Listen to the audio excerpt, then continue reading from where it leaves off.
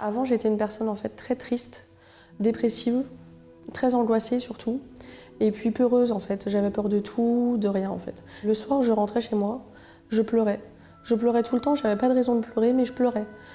Ensuite, j'étais une personne très dépressive, angoissée surtout, très angoissée, et très peureuse dans le sens où j'avais peur en fait de la mort. J'avais peur de plusieurs choses, mais principalement de la mort. Donc c'est-à-dire que moi, j'avais pas peur de mourir moi, mais j'avais peur de perdre mes êtres chers. Ça m'a emmené à faire des crises d'angoisse. Donc par exemple, le soir, quand je rentrais, je devais appeler ma famille, je devais appeler mon mari par exemple. Et si il m'appelait pas ou il me répondait pas, je pensais directement au pire. Du coup, ça créait des conflits en fait avec mon mari, avec ma famille aussi, parce que je les harcelais au téléphone. Ça, par contre, je le disais pas à ma famille, parce que j'avais peur qu'ils me croyaient pas en fait que je faisais du cinéma. Ça m'a empêché de vivre pendant longtemps, parce que bon, je pouvais pas m'ouvrir aux autres, je pouvais pas en parler, parce que c'était à l'intérieur de moi en fait. J'essayais de vaincre cette peur, mais j'y arrivais pas du tout en fait. C'était plus fort que moi. Pour cacher ma vraie vie, pour cacher ces crises d'angoisse, cette tristesse, ben en fait, je mentais. Je vivais d'apparence. Je vivais vraiment d'apparence parce que je faisais croire aux autres que j'étais quelqu'un de bien, de joyeuse, qui avait tout pour réussir en fait. Sauf qu'à l'intérieur de moi, j'étais pas comme ça. En fait, pour moi, j'avais pas en fait de problème en fait. Pour moi, tout allait bien. Moi, je croyais pas en Dieu. Je croyais en rien du tout. J'ai jamais été à l'église. Ma famille non plus d'ailleurs. Mais ça, pour moi, en fait, j'avais pas besoin de ça parce que j'avais déjà tout. J'avais un appartement, j'avais mon mari, j'avais un travail. Toutes les choses matérielles, je les avais. Donc pour moi, j'avais pas de raison de changer quoi que ce soit ou de croire en quelque chose ou de faire un pas de plus en avant parce que pour moi, j'avais déjà tout. Pour moi, Dieu, ok, peut-être il existait et encore, mais c'était pas lui qui pouvait améliorer ma situation vu que ma situation, pour moi, elle allait déjà bien en fait. Mais ça, c'est que les choses matérielles, parce qu'en réalité, ça n'allait pas du tout. Et si ça n'allait pas, c'est parce qu'il me manquait quelque chose.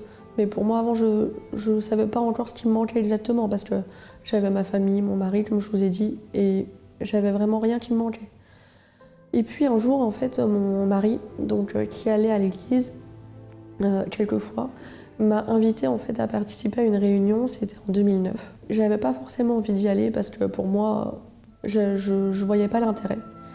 Et puis j'y suis quand même allée, simplement pour faire plaisir à mon mari. Je me suis dit en fait, au fur et à mesure que je continuais à venir en fait, à participer à des réunions, j'ai compris que si à l'intérieur de moi ça n'allait pas, c'est que j'avais un problème en fait. C'est que malgré les choses matérielles que j'avais, il manquait quelque chose en fait. Donc j'ai participé à des réunions, plusieurs réunions, j'ai suivi les conseils des personnes qui m'entouraient, donc les personnes de foi en fait qui pouvaient m'entourer. Les personnes qui pouvaient m'aider, me conseiller. Et j'ai mis en pratique en fait ce qu'ils me disaient. Quand j'ai commencé à faire ça, j'ai vu qu'en fait je n'étais pas seule. Et j'ai vu que malgré qu'il y ait ma famille, malgré que le manque que je ressentais en fait, malgré que j'avais tout ce qui se passait à l'intérieur de moi et toutes les choses matérielles, j'ai commencé à voir qu'il manquait quelque chose vraiment. J'allais tellement mal à l'intérieur de moi que j'en pouvais tellement plus de cette vie que je me suis dit non, il faut que peu importe la décision que je vais prendre, il faut que j'avance, il faut que je continue à aller mieux en fait. Parce que c'était vraiment insupportable. Ça devenait même insupportable avec ma famille, avec mes amis, avec mon mari, c'était vraiment catastrophique en fait. Il a fallu vraiment que je prenne la décision de vouloir accepter en fait Dieu dans ma vie, bien sûr, de commencer à croire en fait en Dieu, parce que pour moi il n'existait pas au début, donc c'était un long chemin en fait. Mais vu que moi j'avais rien à perdre en fait à l'intérieur de moi et que vraiment j'en pouvais plus de cette situation, de cette vie, je me suis dit je vais suivre les conseils, je vais suivre ce que j'entends et j'avais rien à perdre, donc je me suis lancée en fait. Concernant ma vie professionnelle, ma vie future, etc., j'avais aucun objectif. J'avais une vie professionnelle, certes je travaillais, mais j'ai perdu mon travail et après j'ai mis 2 ans et demi, 3 ans à retrouver du travail. Donc j'avais aucun projet futur. Pour moi en fait, je vivais le jour en fait, mais j'avais pas... Pour moi, tout ce que j'allais faire, en fait, j'allais pas réussir. Parce que j'étais une personne, pour moi, j'avais pas de valeur, en fait. J'allais faire des choses, bien sûr, j'avais un rêve, j'avais des rêves, mais pour moi, je pouvais pas les atteindre, en fait. Parce que j'étais trop faible, en fait. Moi, toute seule, je pouvais pas les atteindre. Donc c'est ça, vraiment, en fait, qui m'a permis aussi d'ouvrir ma vision et de savoir que seule, je pouvais pas y arriver, mais qu'avec de l'aide et l'aide de Dieu, je pouvais y arriver en fait, je pouvais tout. Donc c'est ça, après, au fur et à mesure, j'ai commencé à comprendre et à ouvrir ma vision en fait sur les projets que j'avais. Donc vraiment, j'ai pu élargir mes projets et commencer à les entreprendre. Là, mes projets sont en cours, ils sont en train de réussir et je sais que je vais réussir maintenant. Auparavant, j'aurais pas dit ça, j'aurais dit non, ces projets-là sont dans ma tête, ils vont rester dans ma tête, jamais je vais les mettre en place. Si mon passé est votre présent, je vous invite à venir participer de ces réunions parce que comme Dieu a changé ma vie, il va pouvoir changer la vôtre, ça c'est sûr. Avant de venir, j'étais avec ma famille. J'étais avec ma famille au pays. Je suis arrivée ici en 2002 et j'étais hébergée par ma tante. Donc c'est par elle que j'ai connu le centre d'accueil. Mais de ma famille, en fait, il y avait beaucoup de problèmes puisque mon père était dans l'occultisme, dans la Rose-Croix. Et donc pour ceux qui connaissent, c'est une secte où les gens sont parfois amenés à faire des sacrifices humains, soit pour une position sociale, soit pour acquérir des biens. Et donc mon père a commencé dès l'université, dans la secte, et au fur et à mesure, on demandait toujours plus. Donc ce qui fait qu'à la maison, quand mon père et ma mère se sont mariés, ma mère ne connaissait pas encore Dieu. Après, quand ma mère a donné sa vie à Jésus, il y avait des confrontations, il y avait des conflits, des disputes au quotidien, et à la maison ça n'allait pas du tout, ça n'allait pas. Et moi personnellement j'étais toujours malade, c'était 3 fois, 4 fois dans l'année j'étais malade, et c'était vraiment, des fois je tombais dans les pommes à l'école, on me ramenait à la maison, j'étais vraiment dans une oppression constante. Et même à la maison on sentait qu'il y avait quelque chose qui n'allait pas, que papa il faisait des choses qui n'étaient pas vraiment nettes. Donc quand ma tante qui vit ici depuis 85 avait décidé de me prendre, je suis arrivée, donc je vivais chez elle. Mais spirituellement, le problème était pareil. J'avais peut-être changé de pays, mais j'étais toujours la même personne, avec les mêmes persécutions pendant la nuit, avec les mêmes craintes, les mêmes angoisses. Et c'est là que je suis arrivée chez ma tante. Donc quand je suis arrivée, c'est vrai qu'en arrivant à l'église, je trouvais un peu bizarre. J'aimais pas trop. Elle m'a dit, bon, moi, c'est là que je vais, c'est là que je lutte, parce qu'elle aussi, elle avait ses problèmes. Et au-delà de comment je suis venue, Dieu a permis que je connaisse le centre d'accueil. Et là, maintenant, la délivrance s'est faite. J'ai commencé à affronter toutes les situations. Quand j'étais avec ma famille, c'était différent. Là, j'étais moi-même face à moi. J'avais personne pour m'aider. J'avais plus ma mère pour m'aider en prière. Bien sûr, elle prie pour moi là-bas, mais je devais être face à mon problème moi-même. Et je devais prendre les armes de Dieu pour pouvoir vraiment résister. Parce que c'était pas évident au début. C'était vraiment... on sentait la menace. Mais grâce à Dieu, j'ai pu tenir avec la parole que j'ai écoutée. C'est surtout ça, écouter et pratiquer. Parce qu'ici, tout le monde est dans la foi. Mais quand j'étais dehors et que j'étais face à mon géant, c'est là que je devais réagir. Et tout était là dans la tête. C'est comme ça que j'ai pu tenir. Et ça fait 10 ans que je vis ici seule. Et c'est comme ça que je tiens. Et donc, dans la campagne d'Israël, j'ai dû sacrifier. C'était pas facile. Je connaissais pas c'était quoi la campagne d'Israël. Et j'ai dû me lancer. Financièrement, c'était difficile. Je venais grâce à Dieu, Dieu avait ouvert une porte. J'avais pu trouver un travail, mais c'était à temps partiel. Et c'était pas évident. J'ai fait le sacrifice. Le résultat, j'ai pu obtenir un logement beaucoup plus décent qu'où j'étais, parce que j'habitais juste ici à côté à Pantin. Et j'étais dans un 11 mètres carrés. Et donc là, j'ai pu obtenir un autre logement grâce à mon travail. Donc déjà, j'étais à temps partiel, mais on m'a donné quelque chose que je ne pouvais même pas espérer en étant à temps partiel dans le 91. Et c'est un endroit vraiment calme, bien, je n'espérais même pas. J'ai pu avoir le temps complet, CDI à temps complet. Et dans le service dans lequel je suis, j'ai dû évoluer. Je ne suis plus là où j'ai commencé. Oui, je suis plus haut, mais je ne vais pas m'arrêter là. Voilà. Donc, je continue à lutter jusqu'à aujourd'hui. J'ai pu obtenir mon titre de séjour, mais même la nationalité. Toujours en sacrifiant toutes les campagnes, j'ai participé. Pas dire que j'ai participé, toutes les campagnes, je me suis lancée, mais vraiment de toutes mes forces, je me suis lancée. vraiment pour voir la différence spirituellement. Parce que même si au départ j'avais vu des améliorations, mais c'était pas ça. Au fur et à mesure, j'ai compris que ce dont j'avais besoin, c'était d'être scellée à l'intérieur, d'être forte à l'intérieur. Parce que jusqu'aujourd'hui, j'ai des luttes. Il y a des luttes qui arrivent. Mais c'est cette force intérieure qui me permet de tenir. Que Dieu te bénisse.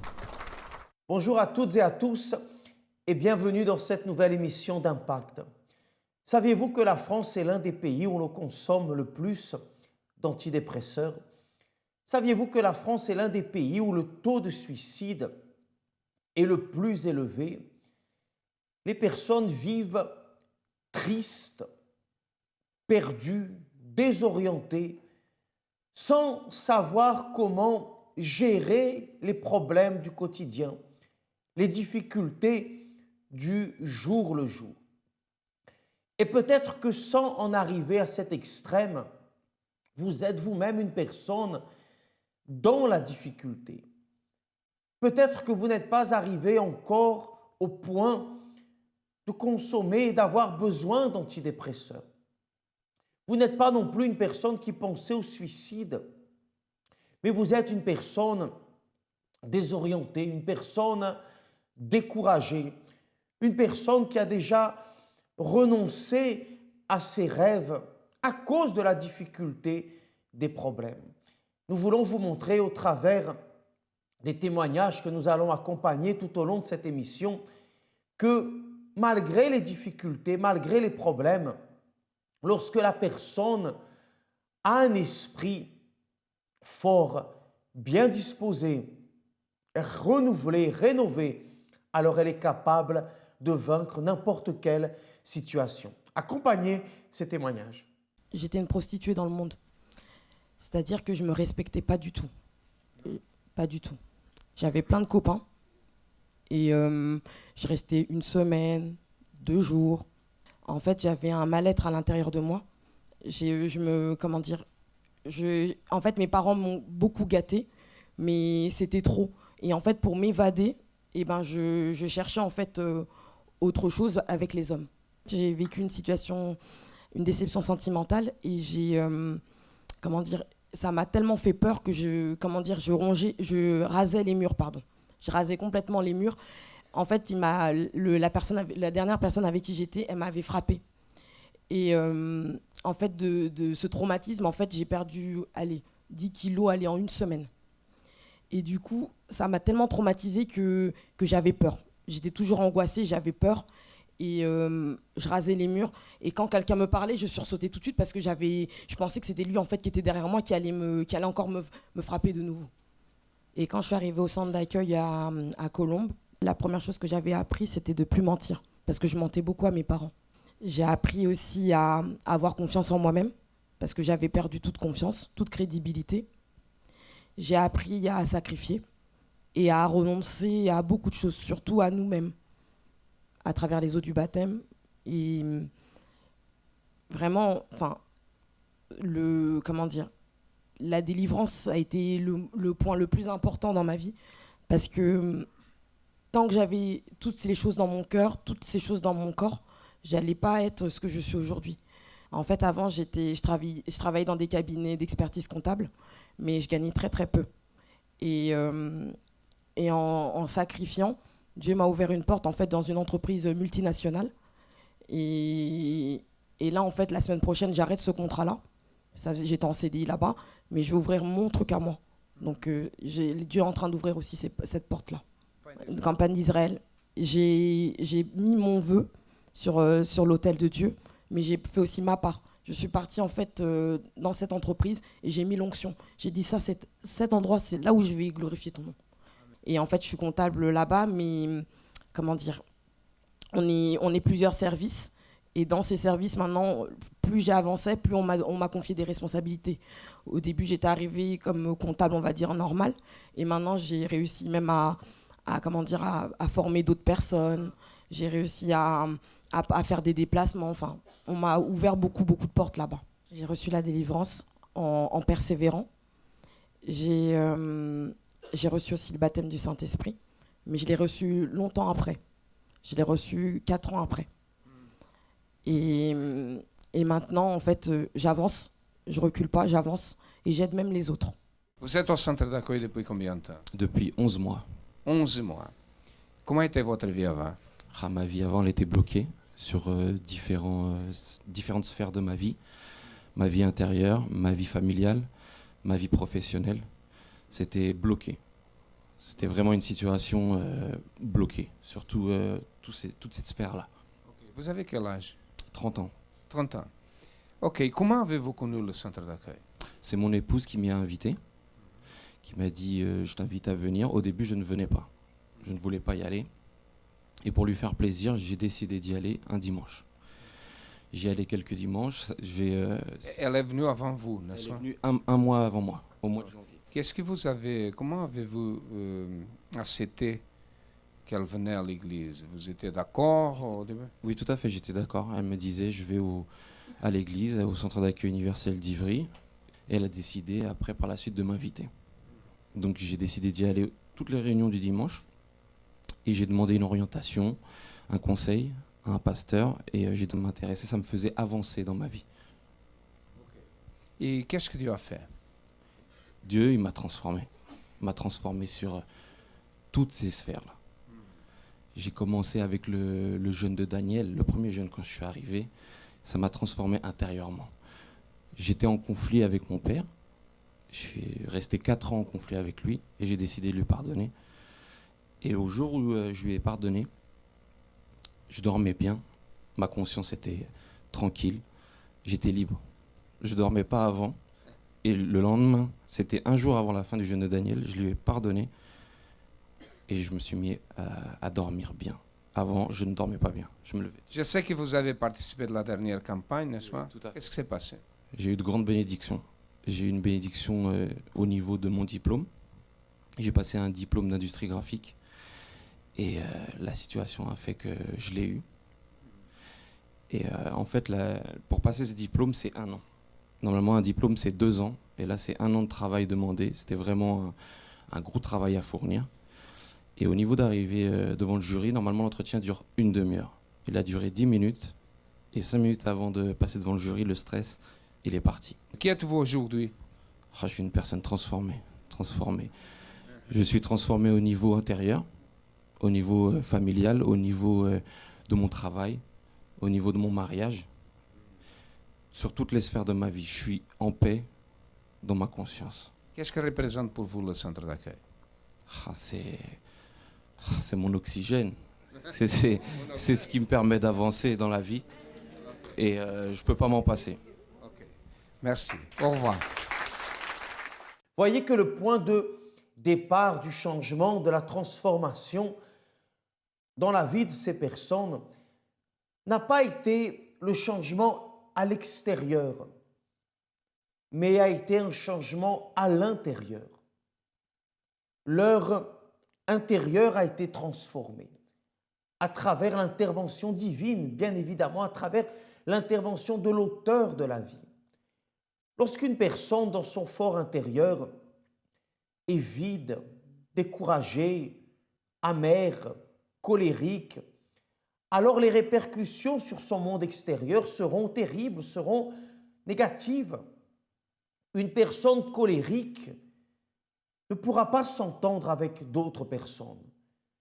Une personne découragée ne sera jamais capable de relever le défi, d'avancer, de conquérir, de prendre possession des choses. Au centre d'accueil, pourquoi y a-t-il tant de témoignages? Pourquoi y a-t-il tant de vies transformées? Parce qu'au centre d'accueil, nous apprenons aux personnes à changer d'abord leur intérieur, à changer d'abord leur esprit. Nous ne sommes pas pour apporter une solution, dirais-je, palliative, mais pour traiter le problème en profondeur. Un jour, le Seigneur Jésus-Christ a dit que c'est de l'intérieur de la personne, que c'est du cœur de la personne que surviennent toutes les choses. Lorsque vous prenez soin de votre intérieur, lorsque vous prenez soin de votre cœur, vous prenez soin de toute votre vie. Voyez ce qui est arrivé dans la vie de ces personnes. je menais une double vie, c'est-à-dire une vie d'apparence, même je peux dire, parce que il n'y a que moi qui savais ce que je passais. C'est-à-dire j'étais bloqué, je n'arrivais pas à avancer professionnellement, économiquement, malgré que j'avais les capacités, j'avais tout pour réussir.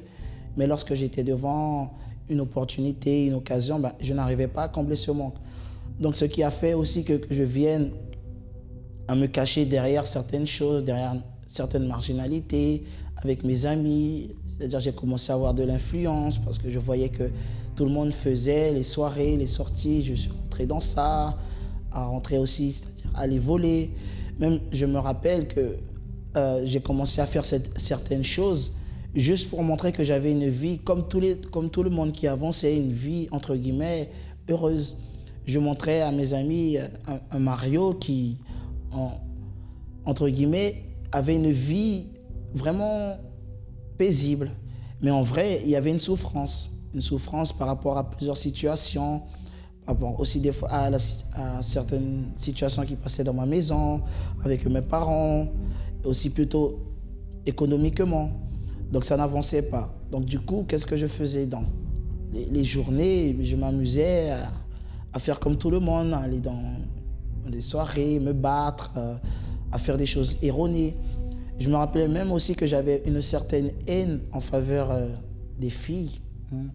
Je les aimais, c'est-à-dire aller faire des relations, aller faire plus avec eux en les trompant. Je prenais un plaisir même dans ces choses, à les tromper, après les regarder en face pour leur dire de rentrer chez eux, que je ne voulais plus rien avoir avec eux.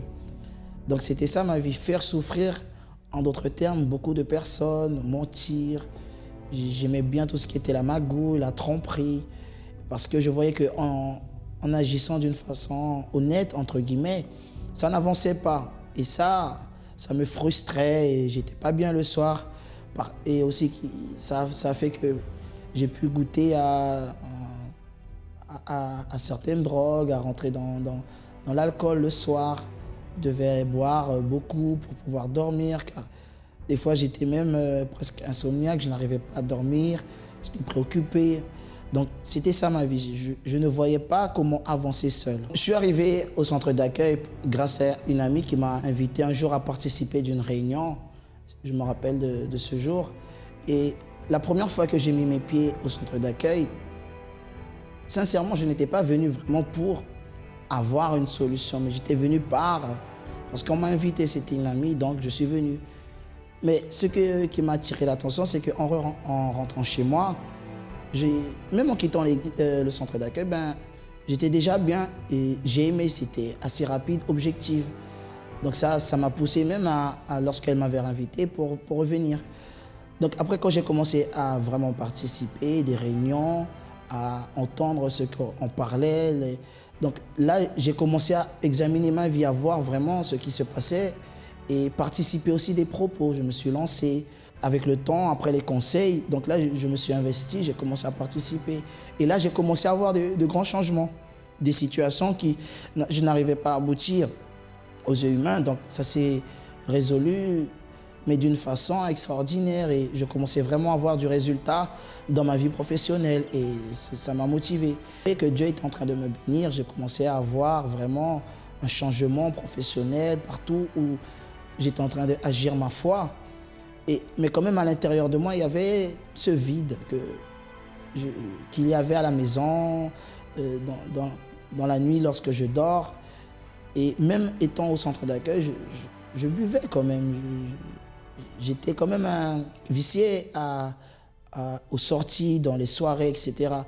Mais un jour, je vais toujours me rappeler de ce propos où je m'étais lancé, c'était la campagne d'Israël. Après cette campagne, je peux voir vraiment le résultat. Il y a eu cette transformation, ce changement. Aujourd'hui, toutes les pratiques que je faisais, tout ce qui est vol avec les filles, les soirées, je ne dépends pas de ça. Cette campagne, ces sacrifices ont vraiment changé ma vie. Et tout le monde en témoigne car il y a eu une grosse différence, car je ne m'habille plus. Presque l'apparence aussi a été transformée, le physique, le comportement, c'est-à-dire la façon de parler. Je n'avais plus besoin de m'exprimer à travers la colère, avec tout ce qui était faux. Maintenant, je peux rester moi-même et être sincère pour parler, il y a la confiance. Le Mario que vous voyez aujourd'hui, sa vie a été, ma vie, je peux témoigner que c'est transformé. Donc cette campagne a vraiment apporté un plus pour moi.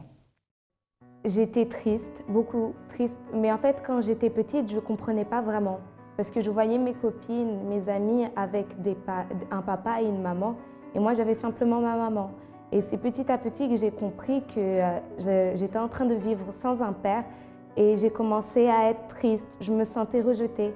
Je pensais que c'était à cause de moi que mon père était parti, et donc je vivais avec cette tristesse. Et tous les problèmes qu'il y avait dans ma maison, je pensais que c'était toujours moi. J'étais le problème parce que avant que je naisse, mon père était parti. Donc j'étais un peu le problème de tout.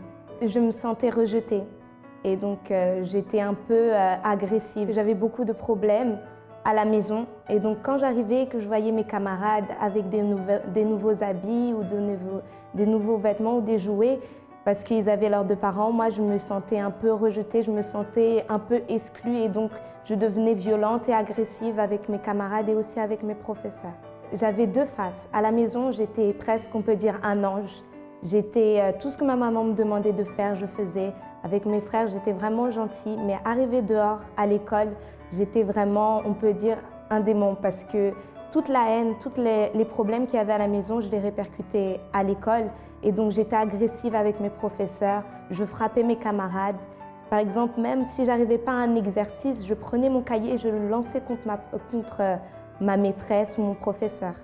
Un jour, j'étais rentrée de chez moi, j'avais passé toute la journée avec mes copines. Je sentais un vide en moi et je me disais que ce vide, il fallait que je le comble. Et ce n'était pas avec mes amitiés ou avec des amis que j'allais le combler. Ce n'était pas non plus en étant méchante avec les autres que j'allais le combler. Et donc, il fallait vraiment que je change et que j'enlève cette haine afin d'avancer. En fait, j'étais déjà au centre d'accueil depuis que j'étais toute petite. J'ai commencé d'abord à faire les chaînes de prière du vendredi afin d'enlever toute cette haine et cette colère. Ensuite, j'ai fait une campagne d'Israël justement pour enlever cette haine et aussi pour naître de nouveau et aussi recevoir le Saint-Esprit. C'était encore à des moments où il y avait beaucoup de problèmes à la maison.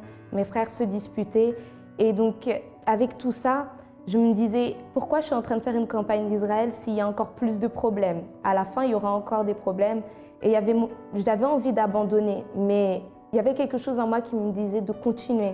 Et donc j'ai continué jusqu'au bout ma campagne et après j'ai vu le résultat. Alors aujourd'hui, j'ai pardonné à mon père et je me suis pardonnée à moi-même aussi. Certes, je ne parle pas avec lui parce qu'il est en Afrique, mais je sais que le jour où il va m'appeler ou quelque chose comme ça, je serai plus agressive et je l'accueillerai avec les bras ouverts. Maintenant, j'ai la paix parce que cette haine, elle était là parce que je pensais que j'étais le problème de tout.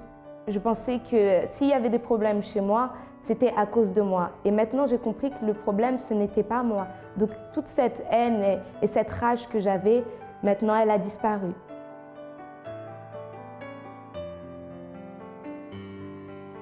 Bien, les faits sont là.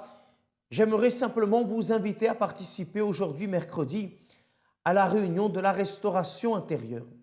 Vous qui êtes une personne triste, découragée, sans motivation, sans direction, vous qui vivez avec ce vide, avec ce gouffre que rien ni personne n'est capable de combler dans votre vie, participez.